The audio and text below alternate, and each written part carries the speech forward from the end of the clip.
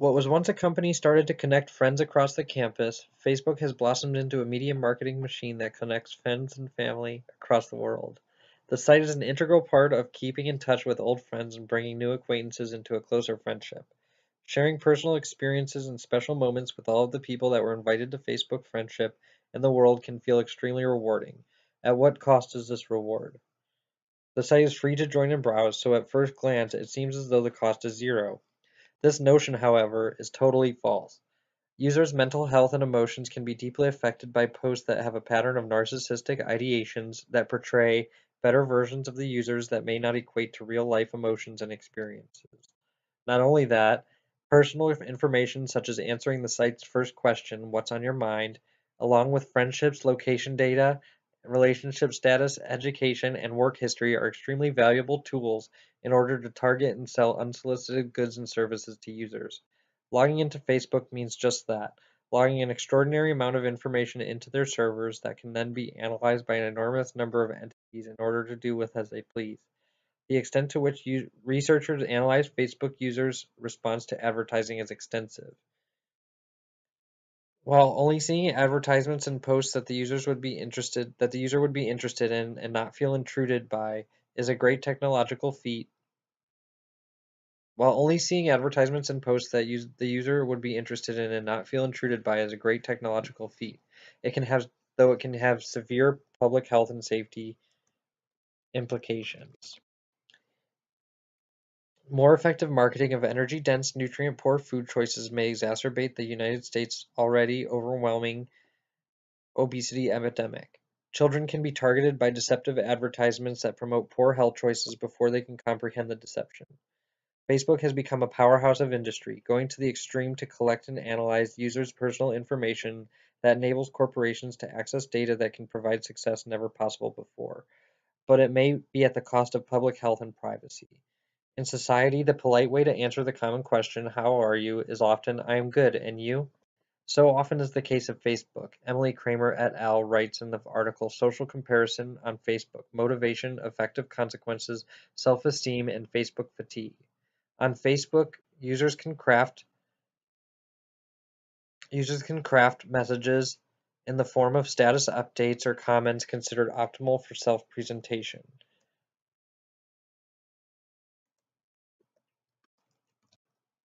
Facebook posts tend to be about positive events and good feelings rather than negative events and bad feelings. While this may not be the case for all users, many often compare their lives to their online cohort through their feed, where users can see updates from their friends and family. Whether these comparisons affect users positively or negatively is not conclusive, though it definitely has an effect on mood and outlook. This effect could be positive or negative, possibly even triggering actions of self-improvement. The claim that depression could be brought on by overuse of platforms like Facebook has been, for the most part, discredited, though it could enhance the symptoms of depression that are already there, according to Brian Feinstein et al. In Negative Social Comparison on Facebook and Depressive Symptoms, Rumination as a Mechanism. Kramer et al. Studied this comparison among users that reported having low self-esteem and high self-esteem, and found that the users who had low self-esteem had greater motivation to use Facebook as a platform to compare themselves to others. They also found that the users with high self-esteem were more likely to have a positive effect by comparing themselves to others, while the users with low self-esteem were more likely to have a negative effect. This type of communication throughout society could lead to separation by users with low self-esteem and cause them to retreat to unhealthy coping mechanisms while having less support from friends and family due to their resentment of the unfairness of their lives. This unfairness is probably due to the positivity bias that users tend to utilize in their posts and may not even be an accurate portrayal of their emotions. Thanks to modern marketing techniques, the posts users see from their friends and families may not only be biased, but may be advertising for corporate interests. Ogden et al. Writes in a report to the National Center for Health Statistics that over one-third of Americans are obese. While this statistic is not directly related to the use of Facebook, the prevalence of energy-dense, nutrient-poor advertising, coupled with the highly effective advertising strategies utilized by the site, are certainly are not part of the solution. Becky Freeman et al. Researched the strategies used by the most popular food and beverage face, brand Facebook pages in their article Digital Junk: Food and Beverage Marketing on Facebook. One method utilized by almost all of the brands was the use of user-generated content. Freeman et al. Describes user-generated content. A typical example of UGC is a consumer taking a photo of the product or of themselves eating or drinking the product and tagging the brand page in the photo. The page can then in turn share the photo with all the followers on the page so that the image reaches well beyond the social network of the user. Their study also revealed that while earlier research suggested that people were opposed to interacting with large corporations without significant rewards, they now require very little incentive to interact with companies. While many users think their daily Starbucks post might just be a harmless update to friends and family, they may be encouraging the high-calorie, high-sugar beverage directly to the population at highest risk for obesity-related diseases without receiving any compensation by the company. This is because the people that need to avoid these foods the most uh, would be the first that companies would target based on their previous histories. The study points out that both adolescent and young adult Facebook users are equally receptive to the marketing and notes that even Facebook itself admits there is no age verification. This may allow users under the age of 13 to be influenced by these cunning advertisements. This fact is a cause for users and even policymakers to be reserved about not only their own use of Facebook but also their children. Montgomery points out in her article, Youth and Surveillance in the Facebook Era, Policy Interventions and Social Implications, that more than 80% of teens are active in social media use, including Facebook. Montgomery states, the driving force behind the growth of social media and, indeed, all digital media is a complex set of data collection, tracking, and targeting systems that monitor and monetize individual users' behaviors as well as their interactions with friends and acquaintances. Facebook's marketing, data collection, tracking, and targeting operations are specifically attuned to key aspects of adolescent development, both tapping into young people's needs and taking advantage of their unique vulnerabilities. This statement brings to light a problem that is not unique to social media, though its importance is heightened by the popularity among the young population. Advertising to children is highly regulated through other media outlets such as television, but it was only in 2013 the Children's Online Privacy Protection Act revised to social media innovations. These protections, such as the targeted advertising using geolocation, photos, videos, tracking devices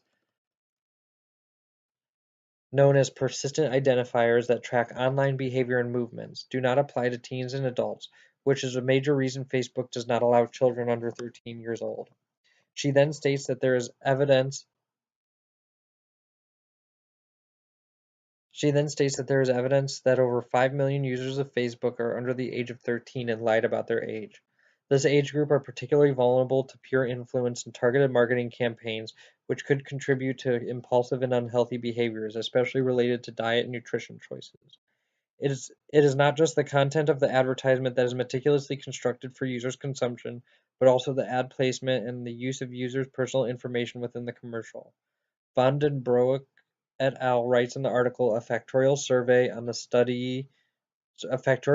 study on the influence of advertising place and the use of personal data on user acceptance of Facebook ads. Facebook ads are shown alongside the content people like and are motivated to process. They utilized a system to analyze the ad's perceived intrusiveness to the user based on the sensitivity of personal information used within it and the placement of the ad. The results yielded that the placement of the ad bore the most importance to users while the sensitivity of the information within it had no significant effect. Though as product involvement increased, the perceived intrusiveness was lower and ad retention was better in the main feed of the users.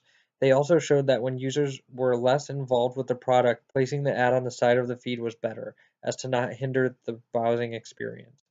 The significance of these results has a dramatic impact on the user experience and the way marketers will target their audience.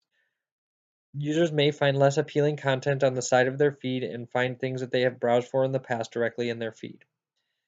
This means that people struggling with weight issues may be in an endless loop of being advertised to on energy-dense, nutrient-poor food items. Connecting with others is one of the most important aspects of the human experience. With today's technology, it is easier than ever to stay connected with people and products that have helped to shape users into who they are today. With this fantastic opportunity for users to be able to connect lies a more insidious and darker side of social media sites like Facebook.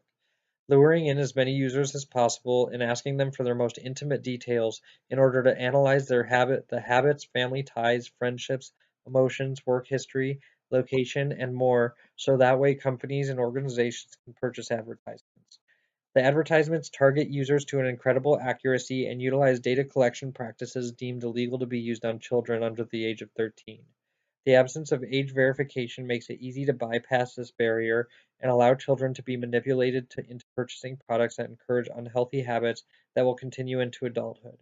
Facebook, along with other companies, convince users to post pictures of themselves consuming products and then utilize that free image to generate enormous revenue and create a sense of connectedness with products that promote poor health. People judge themselves against false realities that may worsen mental ailments such as depression.